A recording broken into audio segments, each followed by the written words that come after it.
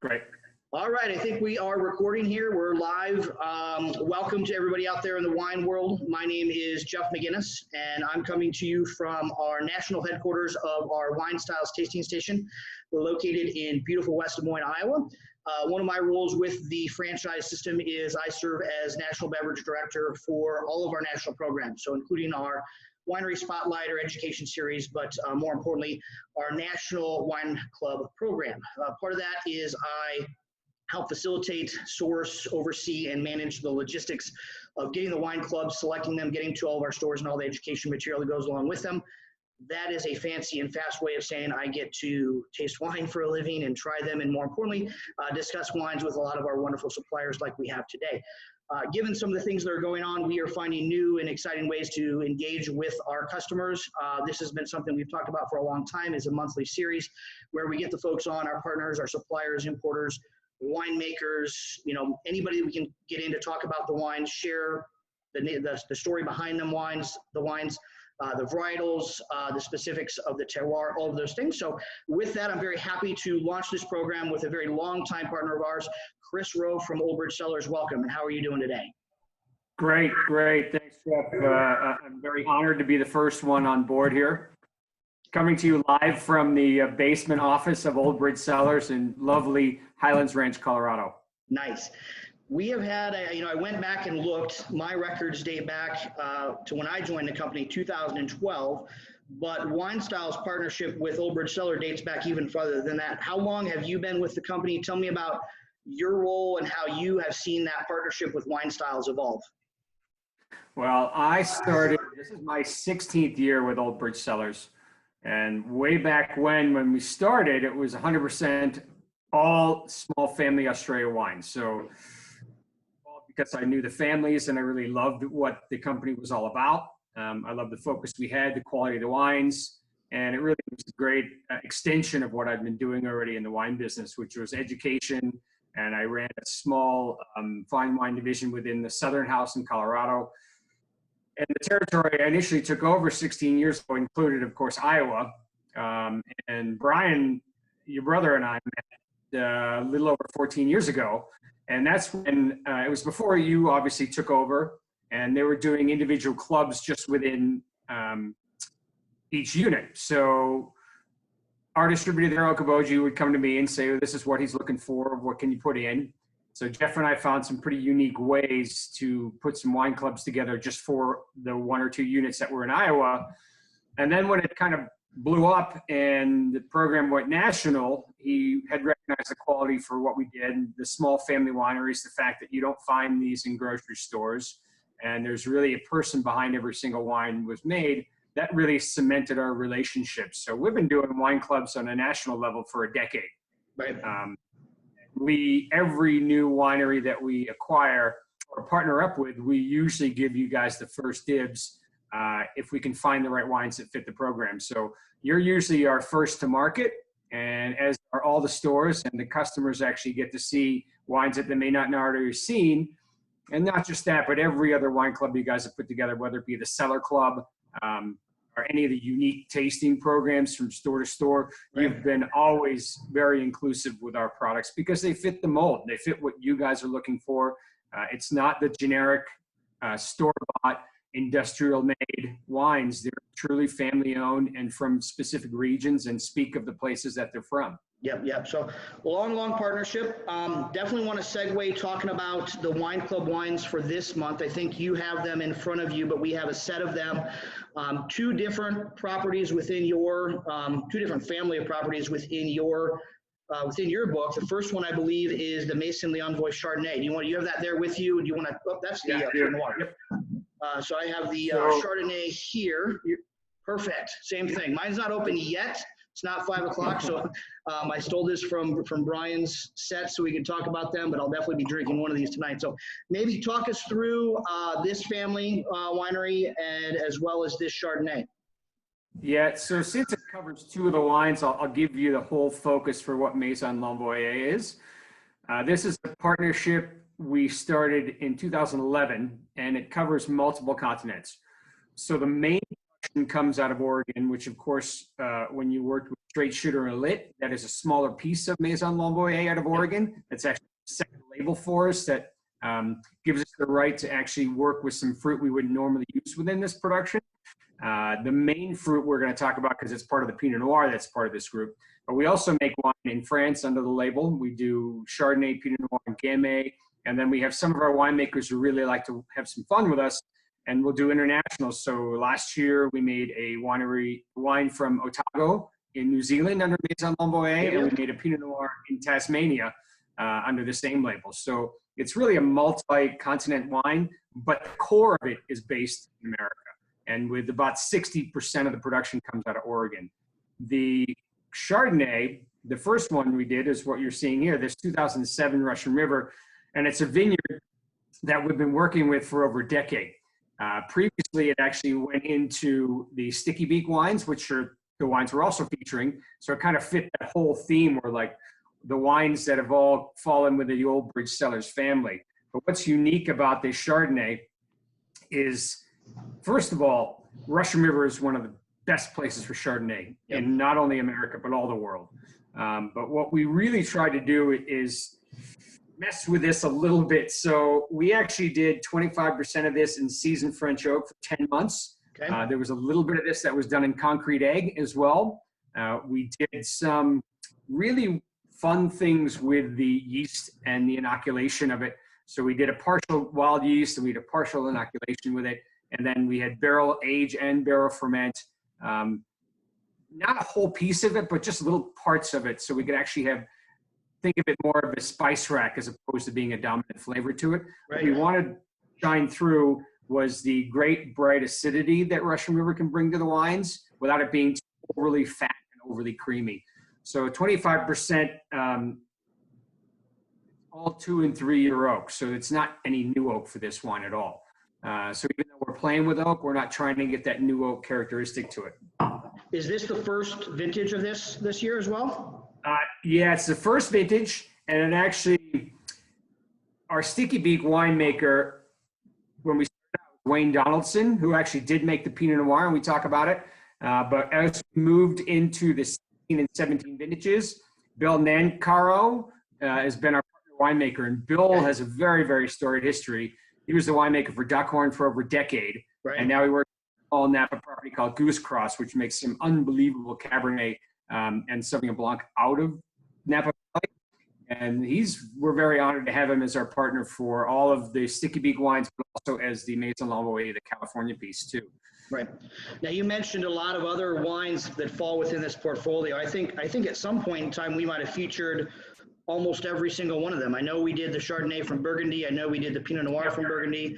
We've done multiple versions of the Gamay, right, I believe, from Beaujolais. And I think you did. I think the most recent one you did the Morgon, which is the real powerful. Yeah, that's the Côte de Pie. Yeah, I think that knocks some people's socks off. It really, we've done so well with the Grenache. Even though we only make some small quantities, and we didn't make any 2017 because it was a terrible year for Grenache. But when the 18s come out, we only made about 400, 500 cases of each wine. It's really small, but we managed to sell all of it out, and you guys do a big portion of that. We like to, people have done successful with it.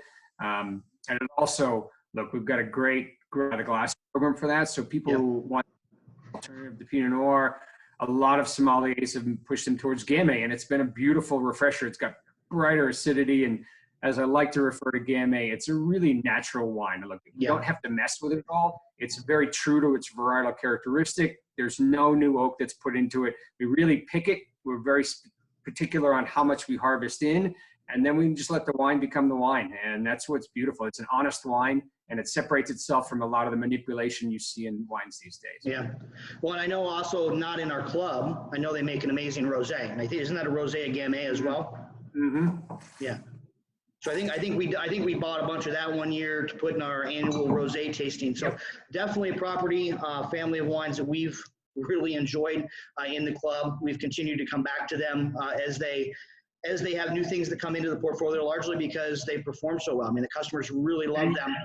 And you can see that we have subtle differences for the different countries, right? Yeah. So it's same kind of wood etching, but in the middle, there's a different outline of this particular country that it's from, which really separates it. So you see in the Oregon, there's Mount Hood. You see in the California one, there's just a little Sonoma town. So they're similar, but yet a little bit different from all of them as well. And, you know, I just tasted that Chardonnay. It's got such brilliant acidity to it. It lends itself well to food. You don't have that over preponderance of oak that so many Chardonnays can have. Right. Super long length to it. It's just well balanced. And I know this month you've got chicken francais is the recipe. Right. And this is dynamite with that whole thing. I mean, that cuts through some of the cream and the richness of the francais, and they make an excellent pairing. Yeah, definitely a lot going on in that. That's what I love about all their wines is they're very well balanced, great fruit. You can get a little bit of hint of the oak barrel in there, but not overpowering like you sometimes see in some California Chardonnays. I love all Russian River Valley. I mean, whether it's Pinot Noir, Chardonnay, and some other nice varietals coming out. I think it's just a wonderful region that people are unaware of, but it's definitely on the scene and making some great strides. So definitely a wonderful wine. Next wine we're going to talk about is probably one of my favorites all time. Not that I don't love all of your wine, Chris, but probably one of my favorites in your portfolio. I had it in the Corville store since we've opened in 2015, largely so I can take it home and drink it myself. But it's one of those that customers come in and say, Jeff, what's your favorite Pinot Noir? And this is the one I grab right away. So why don't we talk about the next wine, which I believe is the Attaché Pinot Noir. Yeah, so this is, so we started our first vintage in Oregon in 2012. Now it has become really big. And you guys have worked with Fire and Flood in the past as well. Right. Are kind of the pinnacles of particular soil profiles, where Fire is volcanic, Flood is alluvial. They kind of have that 300 to 400 feet in elevation, which separates where you start to see the volcanic soils. The two wines we started out with were Two Messengers and Attaché. And the Two Messengers, which you guys have also worked with, is the expression of all the vineyards we work with in northern Willamette Valley. So we work in Eola Amity, Yamhill Carlton, Dundee Hills, Chehalem Mountains, and a little bit of Ribbon Ridge go into that. We have 25 different vineyards that we have. We own a total of 300 acres, and really the Two Messengers is the blend of all of that to showcase a unique style blended with all northern Willamette Valley. Right. Now the Attaché, and the reason why you love it so much is because it's the best barrels. So we take all of the Two Messengers, and after we put it in the barrel, 2 to 3 months after, they'll go start tasting the barrels, and they put their favorites aside, and that's what the Attaché is. So it becomes more particular because over the last 5 years, they've realized which parts of the Willamette Valley they like better. So they're a little bit biased when they start looking at barrels. This comes from a lot of the Chehalem Mountains. It comes from a good portion of it is from the Dundee Hills and a little bit from Yamhill Carlton. But let's say Two Messengers on an average year is 5,000 to 6,000 cases. This is about 600 to 800. So it's a really small production because it's just a barrel select. And where Two Messengers is about 15 to 20% new oak, this is 35% new, predominantly because they're taking the best barrels. And so you can have a little bit more new barrels on it as well. A lot of the clones are the same. They like Pomard, Dijon, and the world famous 777 that goes into this. So we have 8 different clones we work with. Those tend to be the ones that stand out the most in barrel for the Attaché. And it's a wine that you can age for 10 plus years. I just cracked the bottle of the first vintage 2012 about 2 weeks ago, and it was showing beautifully. And so we're working with a 2015 current vintage for Two Messengers is 17, so you can see we hold it back a little bit longer as well. Right. And we'll move into 16 probably by the end of the year. So the Attaché sees a little bit more barrel age and then a little bit of time in bottle to help it settle as well. So that gives you the difference between why we make 2 different Pinot Noirs in the first place. I mean, there's a lot of people that'll do a lot of single vineyards, and sometimes those single vineyards taste the same. We want to have Pinot Noirs that taste different, right? So whether you take the straight shooter, which again, we feature in the Wine Club, which is the second label for Two Messengers, whether you take Two Messengers, whether you take Attaché, if you line the 3 of them up, you'll see completely different styles of wine. Right. See a uniqueness in the winemaker because you always get that winemaker style, but you'll see the reason why we make the different wines, because there are expressions for everyone. Yep. And I love, I love all Oregon, I shouldn't say all. I mean, Willamette Valley is probably near and dear my favorite region for Pinot Noir. I mean, I love Burgundies. My wallet can't afford a lot of the Burgundies I'd like to drink. But this is just an amazing bottle of wine that year after year, vintage after vintage, largely because of the care that you mentioned as far as the extra aging, this barrel selection process, and the extra time that it takes in the bottle. Every single year, it is just a star. I've had few and far wines that vintage after vintage after vintage, I always come back to and like, this is why I love this wine. And every single year it performs super, super well. Tell me about the palate. Tell me about, what you see indicative of. I saw you just sort of tasted it. Again, I don't have mine open quite yet. This is the one I'll be drinking tonight. Tell me about the fruit. Tell me about the profile of the wine and what sort of jumps out to you. Yeah, so from day one, our winemaking partner has been Louis Michel Ligier-Belair, whose family has been in Burgundy for 200 years, right? So he is one of the most esteemed winemakers. Next to Domaine Romanée-Conti, his wines in Burgundy are the most sought after. So he is one of the best producers and minds behind Pinot Noir. So we tapped him to be our consulting winemaker from day one. And he helped pick the vineyards, he picked the clones, and he works very closely with Felipe Ramirez, who is our chief winemaker, everyday winemaker. So he's looking at it from a French perspective, right? That's first of all why these wines differentiate themselves. There are several other, I think there's at least a half a dozen now French winemakers in Oregon, so it's not unusual in that respect. But he's looking at it from a different perspective, and ultimately his goal is to find the Premier and Grand Cru vineyards within Oregon, which nobody's really isolated yet. That's a 10-year project for him. We're just getting off the boat with it. But it all trickles down in the quality of the wines that you see here, right? So he likes a little bit lower alcohol. And with anything, the last 7 vintages in Oregon have been pretty good vintages. I mean, if you look at the Wine Spectator for their vintage chart for the last 7 years, there's not a vintage they scored less than 90 points. Right. So, and if you go to the 2000 to 2009, there are 80s in there. There's 82s, 84s. So we've been blessed with 7 really good vintages in a row. So Louis Michel has been very fortunate to have his project come out when this is.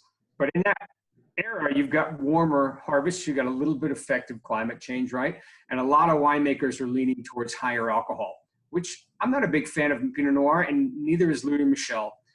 But in 2015, you can easily find Pinot Noirs that are 14.5 alcohol from Oregon, which you wouldn't be able to find 20 years ago. Louis Michel likes to keep his at 13.5. So he keeps the alcohol balanced, which gives it great acidity, a beautiful length to it. There are wonderful wild berries, dried flowers, and sage. The palate is super fleshy. There's a little bit of cherry cola, but the tannins and the structure give it that length. Again, I mentioned earlier, I had the 2012 a couple weeks back. This wine, even though tasting beautiful now, you could put down in the cellar and it'd be great in another 5 to 7 years too. That's the conundrum of wine though, right? You find right now and you can drink it all, but if you put it down in the cellar for a couple of years, it might be rewarded even better. That's why we always encourage everybody to buy at least a case, right? There you go. Yeah. Well, I guess my question is, I mean, a wine like this, you say 5 to 7 years. What do you think the full aging potential of this wine would be? I mean, Burgundies can last decades. Oh yeah. You know, so I mean, because it's a very Burgundian style with a lower alcohol, very bright fruit. It doesn't get quite the earth, sort of that damp floor that you get from Burgundy sometimes, the earthy content, but it's very similar as far as the winemaking process and the approach. Similar aging profile, 10, 15, 20 years. Yeah, I think this is going to max out and hit a beautiful peak in another 5 years. At that point, it'll be 10 years old, right? Right. And that's probably the best guide. And having had the 2012, which was 8 years old at the time, I'm guessing 10 years is going to be a good measuring stick anyways, where this is going to hit its peak. Absolutely. Well, again, one of my favorites. I know a few years we actually sell out of it here in Iowa. Okoboji is sold out of it because I don't think we're the only ones that have developed a very big affinity for it. I know it's on some restaurants here in the state of Iowa as well as other states as well. So, anything else about the attaché? No, just, God, it's good to be drinking Pinot at 1:30 in the afternoon. You tell me you don't wake up and just have a glass of wine ready open, especially in these times. Holy cow. I mean, all my friends on Facebook with a cocktail at noon, not at work or quote unquote working from home. So yeah, I read an article this morning that reported that 30% of Virginians do drinking alcohol while working from home. And I think that was pretty low. That's probably 30% don't drink when they're home working, right?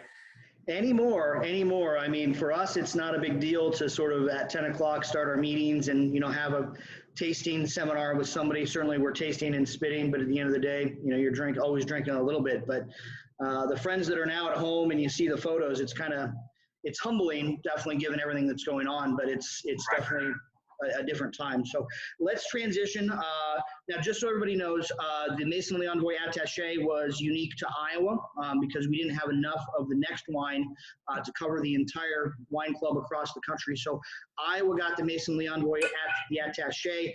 The next wine that I don't have with me that Chris has there in front of you is the Sticky Beak Pinot Noir. Yep. Again, a brand or label that we've done some things with in the past, both through club and some other features. So talk me through the Sticky Beak Pinot Noir, where it's from, and why ultimately we put it in the club. It's a great wine. Yeah, so Sticky Beak goes back to the first vintage we did was 98. And we started out slow. We did a little Syrah, a little Cabernet, and a little Semillon Sauvignon Blanc. And it was our first project outside of Australia. And as mentioned earlier, when I started, we were all small family Australian wineries. And Sticky Beak, which is an Aussie slang for nosy neighbor, was our way to kind of tiptoe outside of just being an Australian winery, and yet our first foray into actually owning vineyards and a wine as well. So Sticky Beak project was, what's the next step? Where does Old Bridge Cellars go in the next decade? Now, we were founded in 1993, so we're 27 years in. In order to grow, we had to change and adapt, and this Sticky Beak was the project we lived for. And our main guy that we started with was Wayne Donaldson, also an Aussie, and he actually has moved on because he is the chief winemaker for everything for W.J. Deutsch. So Joseph Carr, all those wonderful wines, that's him. Wayne's like, I'm out of here, guys. I got a big gig. So that's where Bill Nancrono came on board with us, and he started again with the 2015 vintage. So it's been evolving for us as well.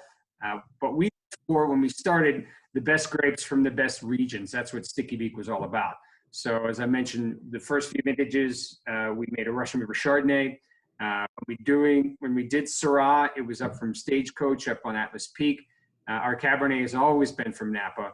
And then Pinot Noir, we actually evolved. It used to be Carneros, but then we found this beautiful, beautiful plot up in Anderson Valley, which is just north of Sonoma up on the coast. Most people would recognize Anderson Valley because Rotorua Estate started their sparkling facility up there. They were the first ones to recognize the true potential for Pinot and Chardonnay. But also Duckhorn put their Goldeneye.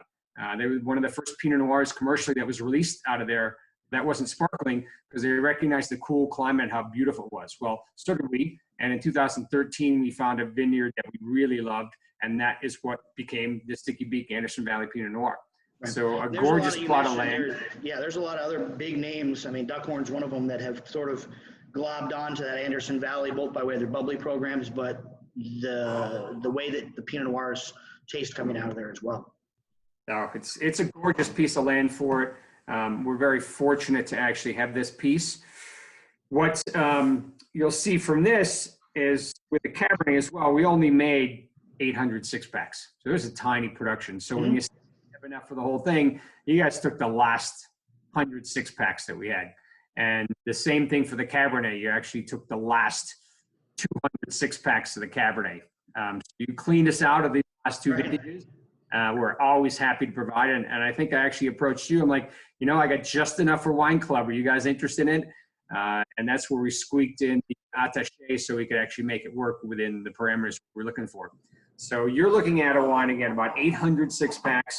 This is 10%, 25% new French oak for 10 months. It is one particular clone. It's 777, and it's a plot that's only about 3 miles to the coast. So about as far west in Anderson Valley as you can get. Okay. Yeah, and I remember, again, going back some time, label looks a lot different than what it used to. I remember I think we did the Sticky Beak Syrah, I think was one of our wine club wines back when it first launched, because it had that nosy neighbor with his nose coming through the fence line as well. Yeah, so what we just used to have the fence, right? Yeah. And then it was on the back, and then we wanted to get a little bit more. So this actually is, this is Anderson Valley. Yep. And when the Cabernet, that's a vineyard site from Napa Valley. So we're trying to, again, be a little bit more regional with these and have a little bit more sense of place when we put it on the label. Yeah. The one thing that I really love about all the wines that we've always done with you is they're very true, obviously, to their varietal characteristics, but more importantly, very true to their geography. So talk to me a little bit about how and why, the Maison Leon Voy Attaché has a specific flavor profile versus, the Sticky Beak Pinot Noir from Anderson Valley, which obviously different clones, same grape, but vastly different areas by way of climate, geology, and terroir. Yeah, this is actually fun to taste.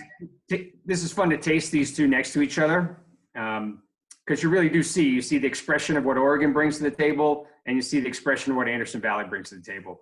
If this had been the same winemaker, I honestly say these wines would still be so uniquely different to them, because the climates are so uniquely different too. 14 and 15, the Sticky Beak's 14, the Attaché's 15. Those vintages weren't that far different. There wasn't an extreme portion where one would have been explosive and higher in fruit content. They were very similar both in Oregon and California, so you didn't have too much vintage variation in that respect. So even though one's older than the other, I can get a pretty good idea of how these taste and what they would taste like if they were made from the same vintage.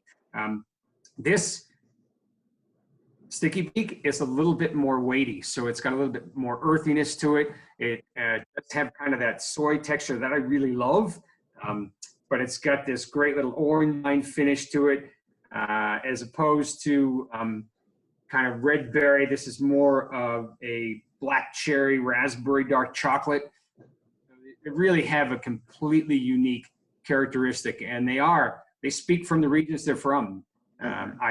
You couldn't have made this Pinot Noir in Oregon. It just wouldn't have come out the same in 14. It would have tasted a lot more, again, like the Attaché. And that's the beauty of tasting these two wines together. Napa Valley Cab, Sticky Beak. I think we might have done the original vintage of this way back when in our club as well. Maybe 2011. It had to be 8+ years ago. 8+ years ago, I think we did. Yeah, it's been a while. It was the old label. I will go back to the Pinots and mention, I did, of course, look at the recipe in the Salisbury steak with mushroom gravy. We kind of split the uprights between the two Pinot Noirs because we knew you had two different styles. Right. And we just wanted something that was very Pinot Noir friendly. So that recipe will work well with both Pinots. Yeah, and that's the cool thing about being in the club. Yeah, not only do you get the amazing wines, you get the tasting notes to go along with them. So a lot of the information we're talking about, the alcohol content, the barrel aging, the tasting notes, if you're in the club, you obviously get those, but you flip those over, and every single month you get some really nice pairing recipes to go along with them. We have found with everybody being on lockdown lately, we've been getting photos sent to our Facebook account with the wines paired with the different recipes. So if you're listening to this and you are so inclined to make the recipe, definitely hit us up on Facebook, Twitter, Instagram, post photos of stuff and share that, and we can share it as well. But Sticky Beak Cabernet Sauvignon, you got that in front of you. So tell me about that project. We talked about it a little bit, but kind of. That's my dream house, by the way. So that little vineyard, that little house right in the vineyard. Yeah. I don't care. Shack, I'll take it. All right. But that is more like a barn. That's the rolling hillsides of the Napa Hills where we get part of this from, right? This, I mentioned this is a tiny production as well. 2015, a glorious year in Napa Valley. It wasn't as great as 13. 13 was kind of the classic. This is going to be a stellar year for everybody. 15, challenges, but it still came out as a beautiful year. As in all of the previous vintages for Sticky Beak, there's a little bit of Merlot. So this is 90% Cabernet, 10% Merlot. And we do this for in barrel age. It's 15 months in 30% new French oak in those small French oak barrels. We have 3 vineyards that we work with. And we've got 7 that we have the opportunity to work with. We just pick the ones we like the best. So in this particular, there's Beckstoffer Fruit, which is right off across the street from Groth Vineyards, right? Oakville. We have a little bit from just south of the Tokelon Vineyard for the Robert Mondavi property. And then there's a little bit right on the hillside, just off the Silverado Trail that we work with here as well. So this is a blend of 3 beautiful vineyards. Again, less than 1,000 6-packs a year. 15 months in French oaks just helped it balance it out. But now you're at a 5-year-old Napa Valley Cabernet, which is just starting to sing as well. Right. What about, so most of you, I think you mentioned a bunch of vineyards. Give people sort of a geography base. Napa is obviously Valley Floor, Mountain AVAs. Are we talking mostly Stag's Leap District, that sort of vicinity, or where are we talking about? Yeah, so the Hillside Fruit is just north of Stag's Leap. Okay. We have a little Rutherford, a little Oakville, and a little north of Stag's Leap. So those are the 3 vineyards that we're working with for this. So right in the heart of sort of the Valley Floor AVAs, right there in the middle. Right in the heart. The 2, the Rutherford and the Oakville are right on the valley floor, and then the one that's just north of Stag's Leap is just a little bit on the hillside. On the hillside. Great. Oak and honestly, one, I think you mentioned it. What we're trying to do, go ahead. Yeah, what we're trying to do is have a very balanced, wonderful representation of Napa.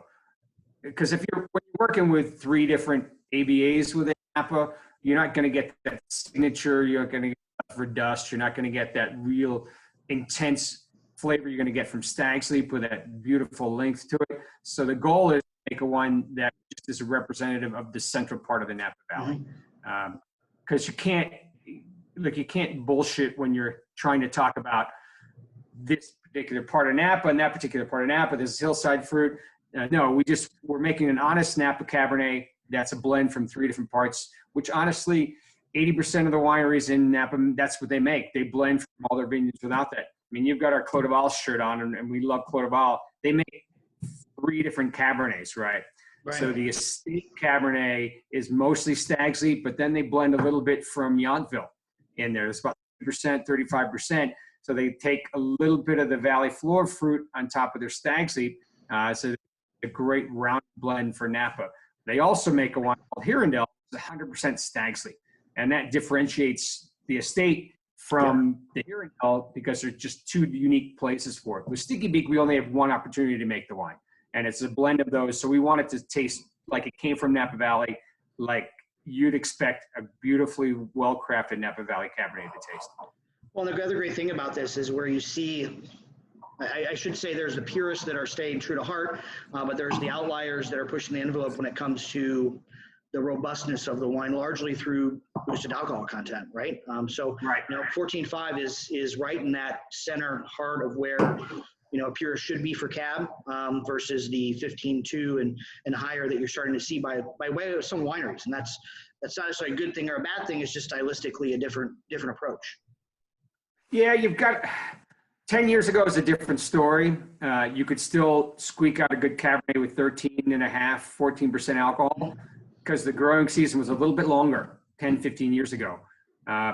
We need to get full tannin ripeness on this. So our tannin ripeness is not, we can't get that until we get to 14% alcohol. Right. So as much as we'd like to keep the alcohol a little bit lower, you can't get enough ripeness in your tannins unless you go up to a particular alcohol.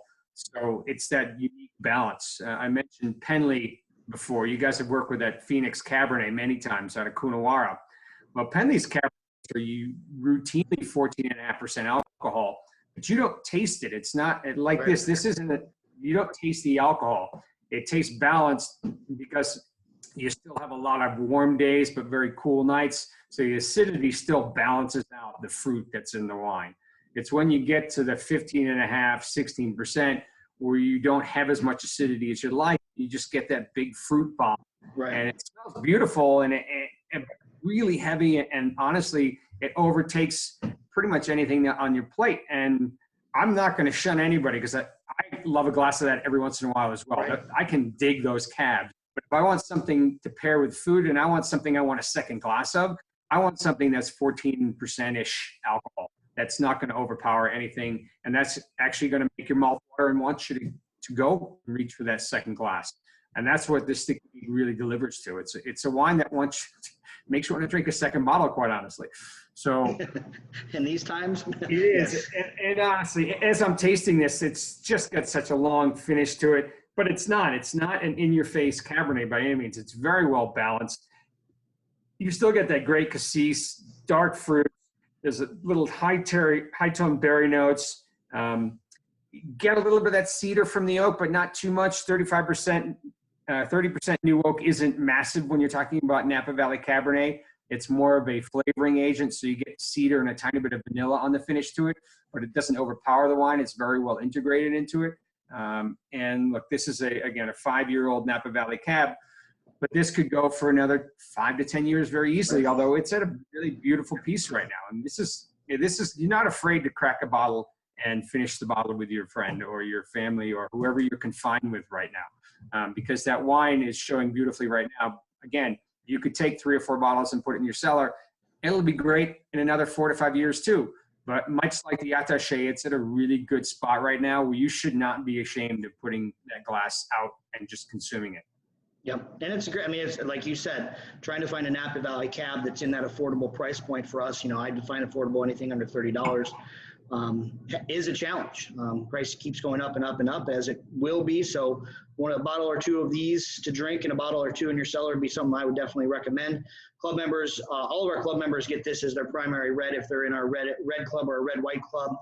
But more importantly, if there's any of the wines that you don't get or you want more of, the cool part of being in the club is if you repurchase any of those wines from either the current month or any of the past 4 months, you get 15% off. So it's a great way to find those favorites, revisit them, and build your cellar around some of those favorites. So anything else to share about Sticky Beak, Maison Leon Goy, any other cool projects you guys have coming that we should be on the lookout for?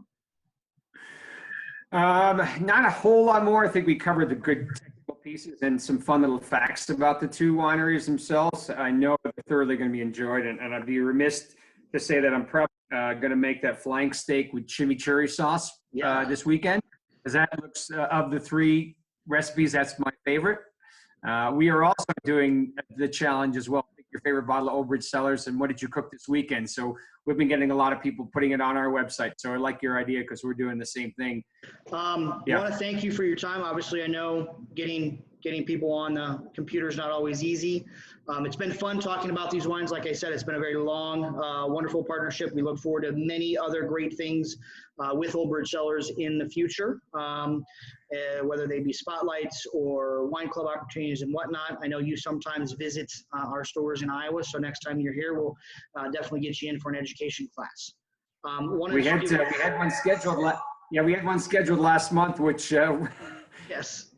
We couldn't fly for it. We've had to put off a lot of things. I mean, the big thing that I've had to put off is usually this month I have all of our stars do a really big rosé tasting. I do a 50 Shades of Rosé event in the Corville store. We have 50 different rosés out, probably one of our largest events of the year in Corville. And so we're trying to figure out, the next day to program that. Brian, same thing here with some big, large events. And so whenever your schedule hits up, whether it's here in Iowa, North Carolina, Virginia, get you into our stores and sort of talk and share the story behind the wines as well as Old Bridge Cellars. So with that, we'll make a point of it.